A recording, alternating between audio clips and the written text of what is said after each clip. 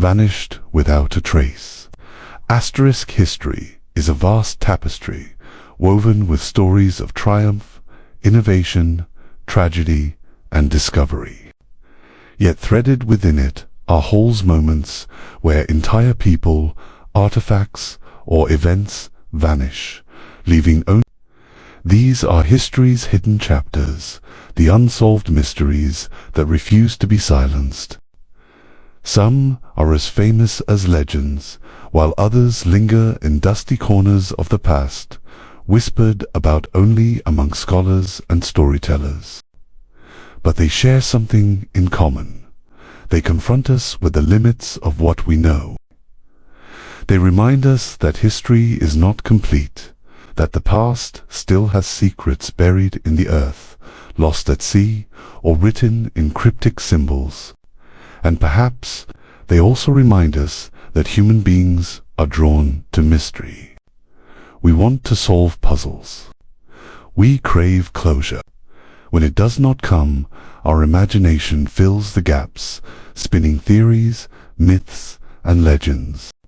Tonight, in this first hour, we begin our journey with some of the most haunting disappearances of all time stories, where people, whole communities, or even children disappeared, leaving questions echoing across generations. We start with one of America's oldest mysteries, asterisk, the Roanoke Colony. In 1587, over 100 English settlers landed on Roanoke Island, just off the coast of what is now North Carolina. They had come with hopes of starting a new life in the New World, led by Governor John White. It was a bold experiment to plant an English colony in the untamed wilderness of America, a land already inhabited by native peoples and full of challenges. The settlers included men, women, and children, the first attempt at a permanent settlement, unlike earlier expeditions that were temporary or exploratory. Among them was White's own granddaughter, Virginia Dare, the first English child born in America. Their presence was meant to secure England's foothold in the New World. But from the very beginning, survival was uncertain.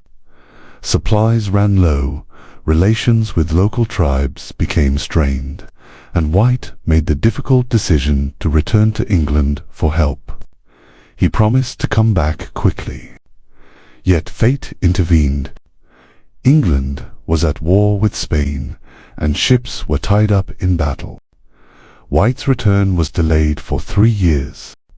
When he finally sailed back in 1590, desperate to reunite with his family and the settlers, what he found was not life, but absence. The colony had vanished. The houses had been dismantled. No bodies, no signs of struggle. Just a single word carved into a post, Croatoan. What did it mean? Croatoan was the name of a nearby island, home to a native tribe. Perhaps the settlers had moved there. Perhaps they had been taken in. But when White tried to investigate, storms drove his ship away, and he never returned. Theories abound. Some believe the colonists did join the Croatoan tribe, merging into their community. Others argue they tried to sail back to England and perished at sea. Some suggest they were attacked or starved and left no trace. Archaeologists have found tantalizing Hints-European-style artifacts scattered inland, but no conclusive evidence. The mystery of Roanoke lingers because it asks us to imagine what happened to those men, women, and children who carried their hopes across the ocean. Were they assimilated, their descendants living quietly among native peoples, or were they lost forever to wilderness and time? The word Croatoan has become iconic, a symbol of absence. Writers, filmmakers, and historians return to it again and again, because it represents the unanswered question of beginnings. How did America's colonial story start with triumph or with tragedy? We may never know, but the silence of Roanoke still speaks. Amelia Earhart's final flight. If Roanoke is America's first great mystery, Amelia Earhart is one of the most enduring modern ones.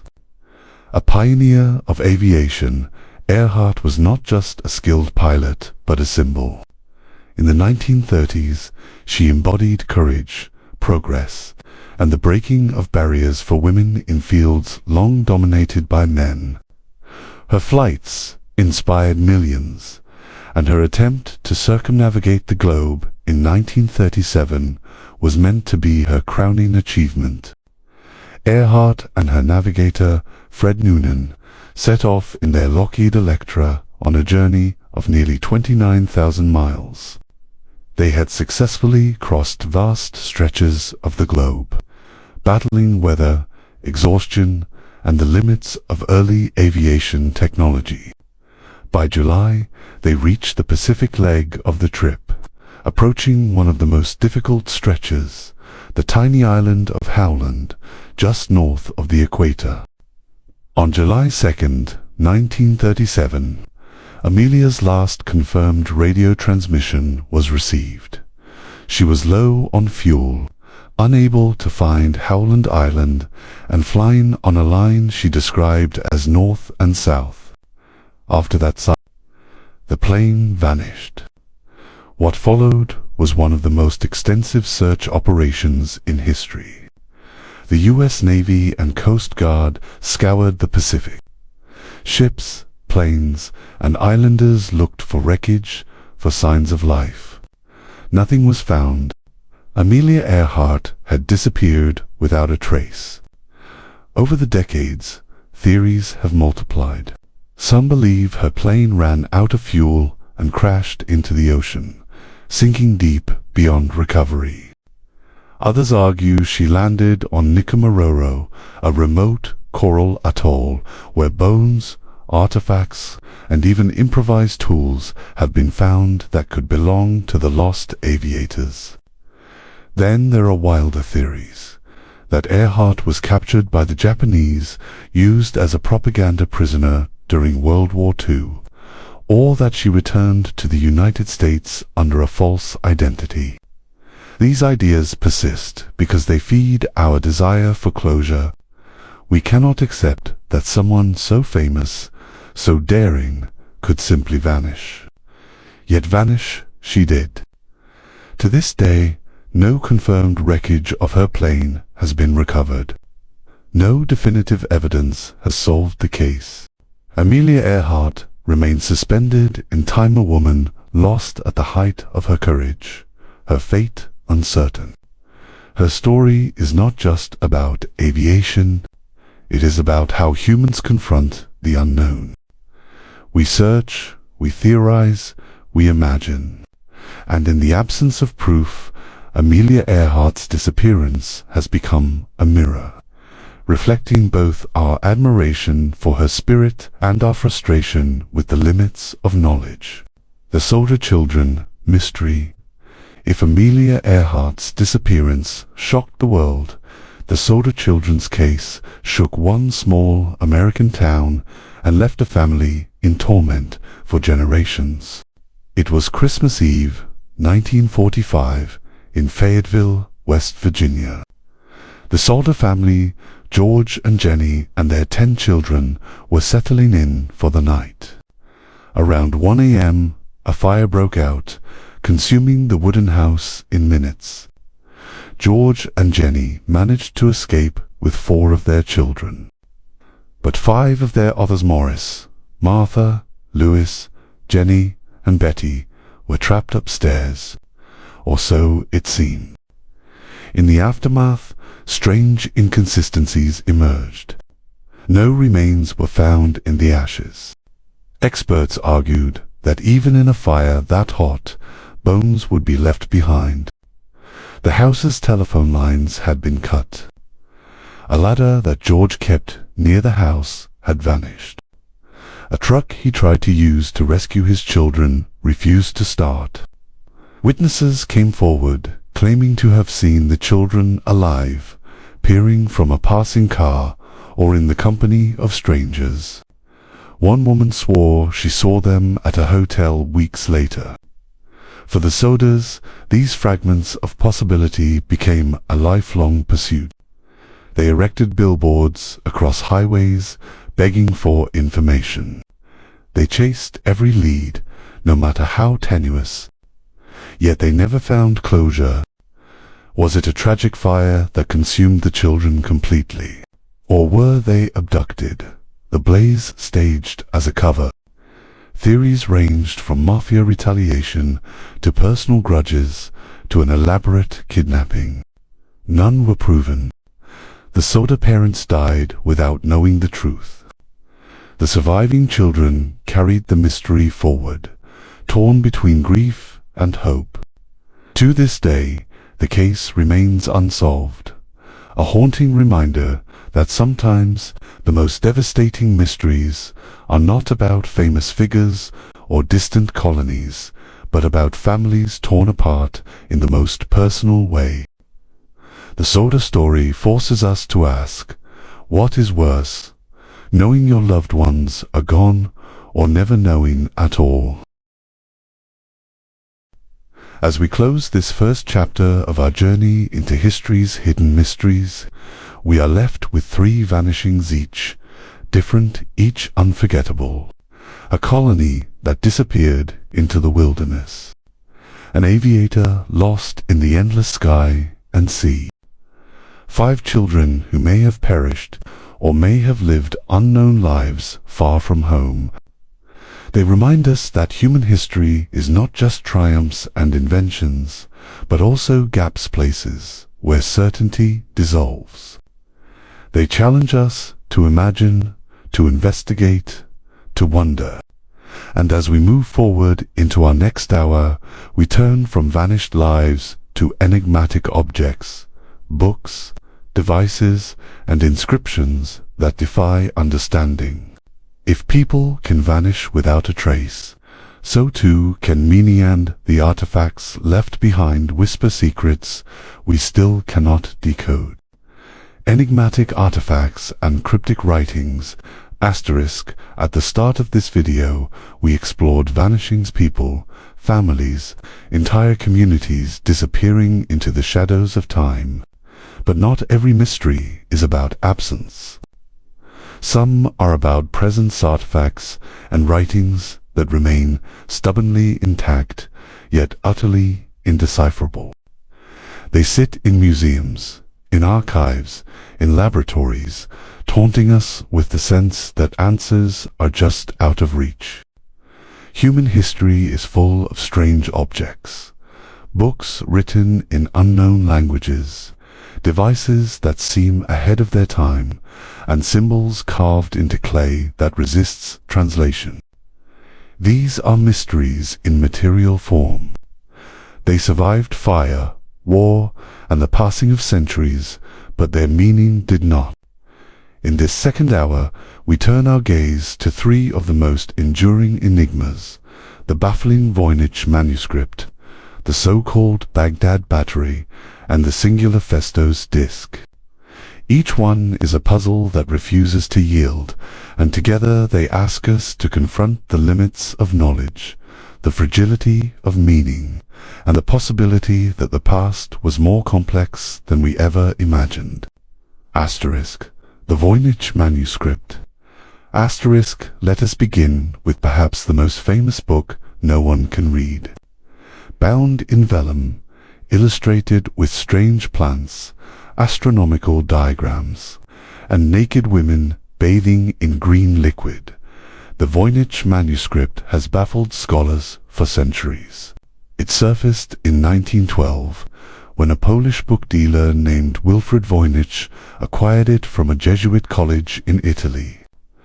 The manuscript, carbon dated to the early 15th century, contains over 240 pages of dense, flowing script written in an unknown alphabet and an unknown language. From the moment it appeared, the manuscript became an obsession. Cryptographers who cracked Nazi codes during World War II tried and failed to decipher it. Linguists, mathematicians, and even amateur enthusiasts have pored over its pages. The text appears structured with repeating word patterns and grammatical rules. It looks like a real language, yet no one has ever translated a single sentence. And then there are the illustrations, plants that do not exist in nature. Zodiac-style diagrams with star signs surrounded by circles of women. Pages filled with tiny, looping writing that seems both systematic and completely alien. What could it mean? Theories abound. Some argue it is an elaborate medical text, perhaps a guide to herbal remedies or women's health. Others claim it is a coded alchemical manuscript. Some even suggest it was a hoaxer, meaningless invention created to deceive a wealthy patron. But modern analyses complicate the hoax theory. The writing patterns are too consistent, too language-like, to be gibberish. Statistical studies show it resembles the structure of natural languages, even if we don't know which one. There are bolder theories, too, that the manuscript records a lost tongue spoken by a forgotten people, that it encodes secret knowledge of medieval alchemy, even that it is evidence of contact with otherworldly beings. What makes the Voynich Manuscript so compelling is its persistence. We live in an age where algorithms crack codes in seconds, where artificial intelligence translates languages instantly. Yet this book still defies us. It sits in Yale University's Beinecke Library, silent but unyielding, a challenge from the past that even modern science cannot overcome. And perhaps that is why it fascinates us. Because it reminds us that knowledge is fragile. Languages vanish. Context disappears.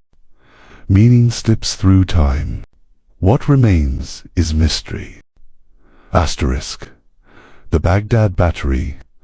Asterisk. If the Voynich Manuscript is a riddle of language, the Baghdad Battery is a riddle of technology.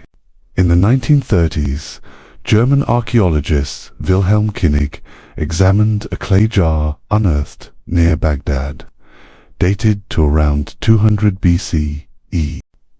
Inside was a copper cylinder sealed with asphalt and a corroded iron rod. To King's eyes, it looked like a simple galvanic cellar battery. If that interpretation is correct, it would suggest that ancient people had knowledge of electricity nearly 2,000 years before its official discovery. But what would they have used it for? Some propose electroplating, using electrical current to deposit thin layers of metal onto objects. Others suggest it was used for medical purposes, perhaps electrotherapy. Skeptics argue it was simply a container misinterpreted through the lens of modern science.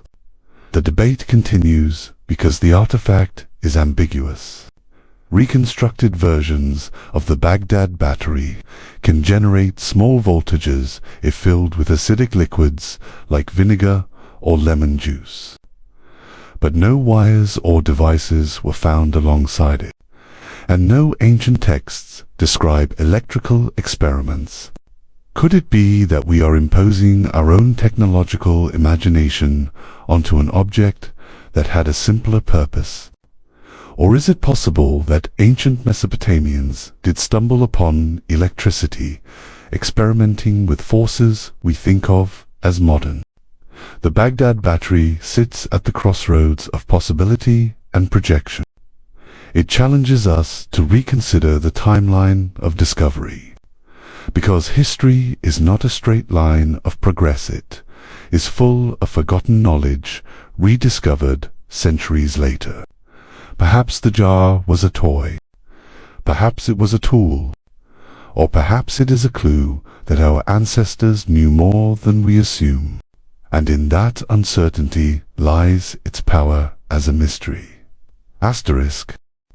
The Phaistos Disc. Asterisk. If a manuscript can be unreadable and a jar can be misinterpreted, then a single disc of clay can carry the weight of an entire civilization's silence. In 1908, Italian archaeologist Luigi Pernia uncovered a small, circular clay disc in the ruins of the Minoan palace of Phaistos, on the island of Crete. Dated to roughly 1700 BCE, the disc is just 15 centimeters across, but it bears an inscription unlike anything else. Both sides of the disc are covered with spiraling lines of symbols pressed into the clay with stamps. Human figures, animals, tools, and abstract shapes, over 240 characters in total. It is the earliest known example of movable type printing. And yet, no one can read it. The script does not match Linear A, the Minoan writing system. Nor does it align with Linear B, the later script deciphered in the 20th century. It stands alone, isolated. A unique language preserved in a single artifact. For more than a century, scholars have tried to crack the code. Was it a hymn, a prayer, a record, a game? Without other examples, there is no way to compare, no way to test hypotheses. The disc is a linguistic island cut off from the mainland of understanding.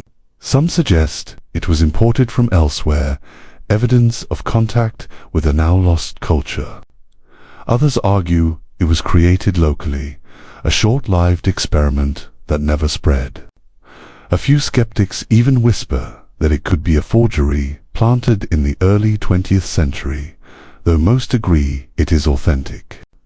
The Phaistos Disc frustrates us because it is tantalizingly complete. It is not a fragment. It is whole, clear, preserved. We can see every mark, and yet, without context, it is mute. Like a radio signal received from deep space, we have the message but not the key to unlock it. In this way, the disc embodies the fragility of knowledge. Civilizations rise and fall, languages bloom and vanish. Sometimes all that remains is a single artifact carrying meaning that slips forever beyond our reach. Asterisk, asterisk. So in this second hour we have held in our hands three objects, each whispering secrets that resist translation. A manuscript written in a language no one can read. A jar that may or may not have carried electricity before the concept of electricity existed. And a disc stamped with symbols from a civilization that left us no other words. These are mysteries of presence. They survived when so much else was lost. And yet their survival only sharpens the question. What do they mean? Perhaps one day a breakthrough will come. Perhaps a computer will finally crack the Voynich script, or new discoveries will reveal more discs like the one from Phaistos. Or perhaps they will remain eternal puzzles, forcing us to admit that not everything can be known. As we move into our third hour, we will leave behind books and artifacts and turn our gaze to something even larger. Entire civilizations, structures carved into stone, and monuments so vast they defy explanation. If objects can be enigmatic, what about worlds? Asterisk, lost civilizations and anomalous structures.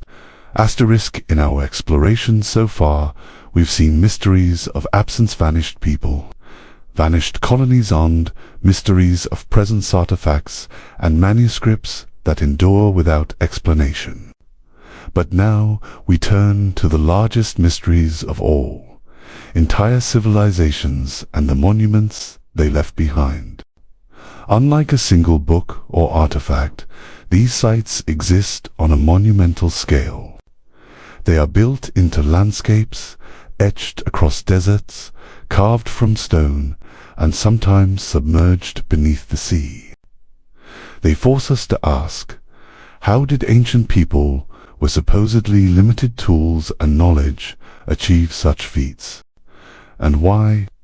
In this third hour, we will journey across continents and millennia to examine three of the most provocative enigmas: the megaliths of Göbekli Tepe in Turkey, the sunken formations of Yonaguni in Japan, and the immense Nazca Lines carved into the desert of Peru.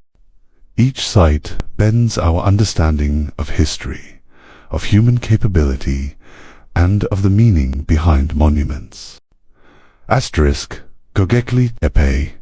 Asterisk, we begin in southeastern Turkey at a site that has rewritten the story of civilization itself. Göbekli Tepe, discovered in the 1960s but not fully excavated until the 1990s. This site consists of massive stone circles with T-shaped pillars up to 6 meters tall and weighing. The stones are decorated with intricate carvings: lions, snakes, vultures, scorpions, and abstract symbols. What makes Göbekli Tepe extraordinary is its age. Carbon dating shows it was built around 9600 BCE, over 11,000 years ago. That's 6,000 years older than Stonehenge, older than the pyramids, older even than agriculture itself. According to our traditional timeline, hunter-gatherers of that era should not have been capable of constructing such a complex site. They lacked permanent settlements, domesticated animals, or farming. Yet here stands evidence that they not only organized labor on a massive scale, but also created what may be the world's first temple complex. So how did they do it? And why? Some archaeologists believe Göbekli Tepe was a ritual center, a place where scattered groups gathered seasonally to worship or to bond through ceremony. Others argue it was an astronomical observatory aligned with celestial events. Some suggest the carvings record myths, stories of creation, or even memories of a global catastrophe like the end of the Ice Age. And then there is the most haunting mystery. Why was it buried? Around 8000 BCE, after centuries of use, Göbekli Tepe was deliberately covered in earth and stone. This act preserved the site perfectly, but its purpose is unknown. Did the builders abandon their temple? Did they fear something? Or was the burial itself part of the ritual? Göbekli Tepe forces us to reconsider the progression of human society. Perhaps it wasn't farming that led to temples, but temples that led to farming, that spiritual gatherings created the need for permanent settlements, and agriculture followed. If true, this flips the narrative of civilization on its head. Standing among its towering stones, one cannot help but feel that our ancestors were far more complex, far more capable than we give them credit for. Göbekli Tepe is a message from deep prehistory, carved in stone, whispering that human history is older, stranger, and more mysterious than we know. Asterisk, the Yonaguni Monument. Asterisk, from Turkey, we travel east, across continents and oceans, to the waters off the coast of Yonaguni, a small island in Japan's Ryukyu archipelago. Here lies one of the most debated structures in the world, the Yonaguni Monument. In 1986, a local diver searching for hammerhead sharks stumbled upon a vast underwater formation terraces steps, flat platforms, and what appeared to be staircases and columns, all cut into sandstone bedrock. The structure is massive, stretching over 150 meters in length and rising 25 meters in height. To some, it is unmistakably human-made. The clean lines, sharp edges, and geometric shapes suggest deliberate construction. The monument looks like a sunken city with what resembles a road, a plaza, even a pyramid-like formation. To others, it is purely natural. Geologists argue that the sandstone in this region naturally fractures into straight edges and right angles under the stress of earthquakes and ocean currents. They believe the monument is simply a natural formation, albeit one that coincidentally resembles human architecture. But the debate deepens when we consider the timeline. If the Yonaguni monument is man-made, it must have been constructed before it was submerged at least 10,000 years ago, during the last ice age, when sea levels were lower. That would place it in the same epoch as Göbekli Tepe, a time when humans were supposedly incapable of such monumental building. Supporters of the man-made theory suggest it was part of a lost civilization, perhaps connected to the ancient Pacific myths of Mu or Lemuria, the so-called sunken continents. Others see it as evidence of advanced prehistoric seafaring cultures that vanished beneath the waves. Skeptics remain unconvinced, pointing to the lack of artifacts. No tools, no pottery, no human remains have been found in direct association with the site. And yet, divers and explorers who visit Yonaguni often describe a powerful sense of intention in its layout, as though they are swimming through the ruins of something forgotten. The Yonaguni monument is a reminder of the thin line between nature and human creation. Sometimes natural forces mimic the work of civilization, and sometimes, perhaps, civilization leaves traces so old that they blur into nature. Whether natural or man-made, Yonaguni sparks the imagination. Could there have been cultures, long before our recorded history, that built and thrived, only to be swallowed by the sea? Asterisk, the Nazca Lines. Asterisk, now we turn to the deserts of Peru, to one of the most famous and enduring archaeological enigmas, the Nazca Lines. Stretching across 500 square kilometers of arid plateau, these enormous geoglyphs were created by the Nazca culture between 500 BCE and 500 CE. By removing the reddish surface stones to reveal the pale earth beneath, they etched vast designs into the desert, floor designs so large they can only be fully seen from the air. The lines form over 800 straight paths, 300 geometric figures, and around 70 animal and plant depictions, including a hummingbird, a spider, a monkey, a whale, and even what some call the astronaut, a human-like figure with large eyes. Some of the shapes span hundreds of meters, larger than a football field. Why would an ancient culture create such immense designs, invisible from ground level? Theories abound. Some believe the lines were ritual pathways, walked during religious ceremonies to honor deities of water and fertility. Others argue they functioned as astronomical calendars, aligning with solstices, equinoxes, and celestial events. In the 20th century, more speculative theories arose. Some suggested the lines were landing strips for alien spacecraft, messages to beings beyond Earth. While mainstream archaeology dismisses such claims, the sheer scale and mystery of the lines continue to fuel the imagination. What is undeniable is the precision and effort involved. The Nazca people, without aerial views, managed to construct perfectly proportioned figures stretching across miles. They achieved this through careful planning, using stakes and ropes to guide their lines. And yet, despite decades of study, their ultimate purpose remains unknown. Were the lines messages to the gods above, prayers written on the earth? Were they part of communal rituals meant to ensure rainfall in one of the driest regions on Earth?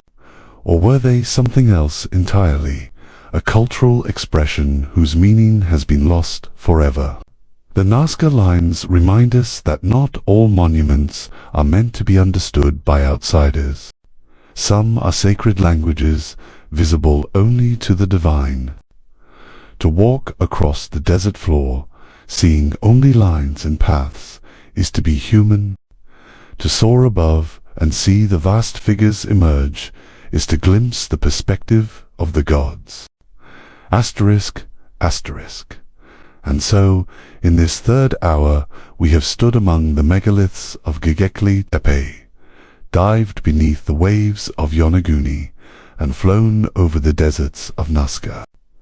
Each site forces us to question the limits of human history. Göbekli Tepe suggests civilization began earlier than we thought.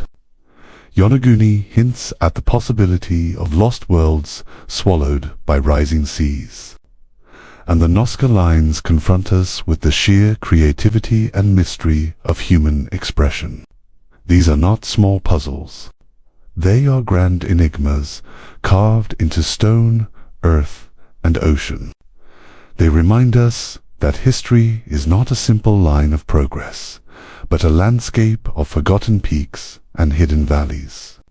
For every monument we understand, there are others that defy us proof that the past is stranger than we can imagine.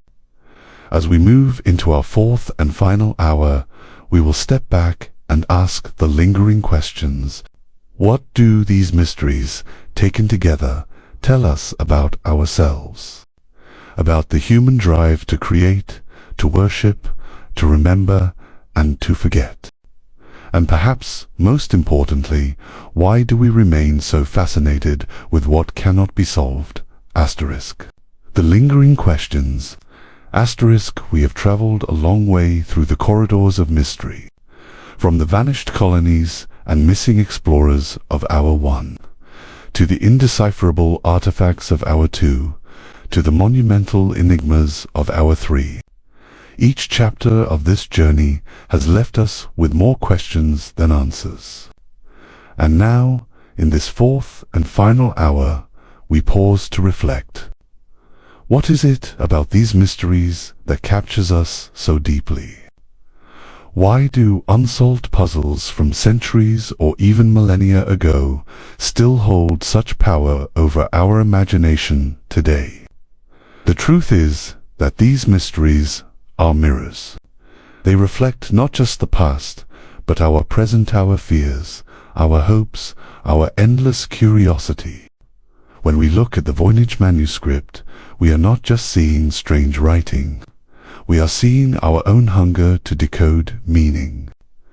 When we gaze at the Nazca Lines, we are not just looking at vast desert art. We are questioning the scope of human creativity. When we hear of Amelia Earhart's final flight, we are not only wondering about her fate, but about our own vulnerability when we dare to cross new frontiers. Asterisk. The nature of unsolved mysteries. Asterisk. There is something uniquely powerful about what cannot be explained. In an age where science explains so much, where technology allows us to map genomes and probe distant galaxies, unsolved mysteries stand as rare islands of wonder. They remind us that the universe is not fully mapped, that knowledge has edges, and beyond those edges lies the unknown. This is why the mysteries of history feel almost sacred.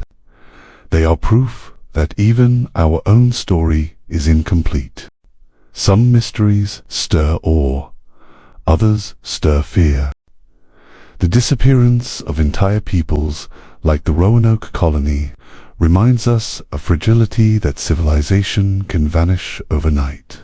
Artifacts, like the Baghdad Battery or the Phaistos Disc, suggest forgotten knowledge, perhaps lost forever.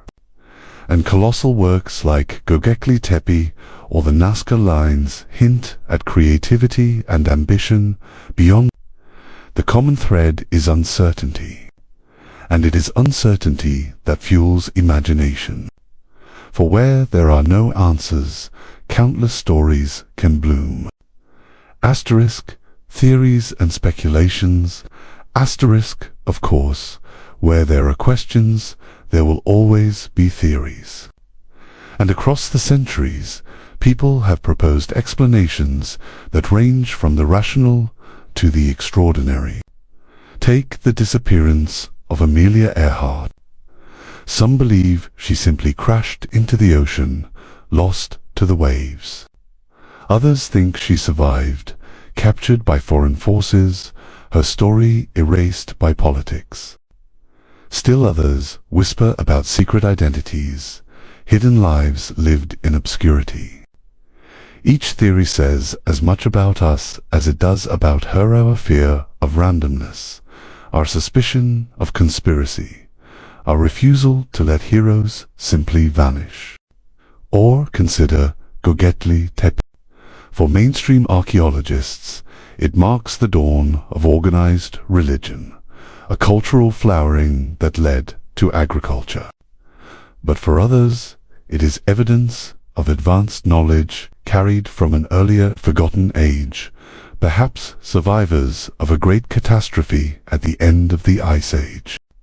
And for the boldest theorists, it hints at contact with beings beyond Earth, a cosmic influence etched into stone. Even the Voynich Manuscript, sitting quietly in a library, attracts its share of wild speculation. From secret medieval codes to extraterrestrial communication, the possibilities are endless. This is the nature of mystery. It creates a vacuum, and into that vacuum rush human imagination. We are storytellers by nature, and where facts run dry, stories spring to life. Asterisk, psychology of mystery. Asterisk, but why are we so drawn? Why do we replay them, write about them, create documentaries, videos, books, endless debates?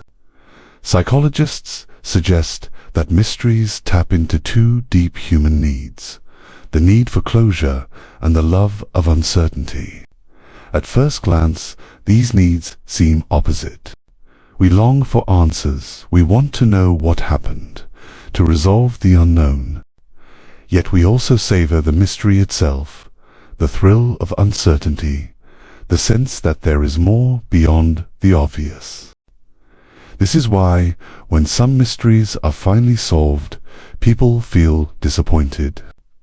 The solution often feels smaller than the mystery itself. The thrill is in the not knowing. The unknown is a space where imagination can run free. And in a modern world where so much feels mapped, explained, and categorized, true mysteries are rare treasures. They remind us that not everything is within our grasp, that wonder is still alive. Asterisk, cultural impact. Asterisk, unsolved mysteries do more than entertain. They shape culture, inspire art, and even influence science. The story of the Sodder Children, for example, haunted generations, becoming part of local folklore and a symbol of distrust in official narratives. Amelia Earhart's disappearance inspired countless films, novels, and even policy discussions about aviation safety. Artifacts like the Voynich Manuscript influence not only historians but also artists, musicians, and writers, who see in its pages a symbol of the unknowable. The Nazca Lines have become an icon not only for Peru but for the enduring allure of ancient cultures. Even speculative theories, Atlantis, ancient aliens, lost civilizations, though unproven, have shaped how people think about history. They push us to question assumptions, to imagine possibilities, to remain curious. Asterisk, lessons from mystery. Asterisk, but perhaps the most important aspect of these unsolved puzzles is what they teach us. They teach humility. They remind us that knowledge is fragile, that whole languages can vanish, that great monuments can outlast the stories of those who built them. They teach resilience. The people who carved the Nazca Lines or hauled the stones of Göbekli Tepe left messages that endured thousands of years, even if we cannot read them. They teach imagination. To face a mystery is to dream, to explore, to reach beyond the boundaries of certainty.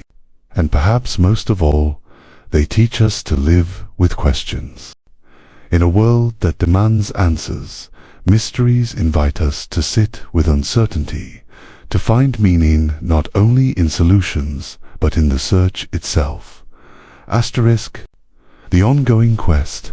Asterisk, of course, the search is far from over. New technologies are constantly applied to old puzzles. Satellite imaging reveals hidden ruins beneath jungles and deserts. AI attempts to crack the codes of lost languages.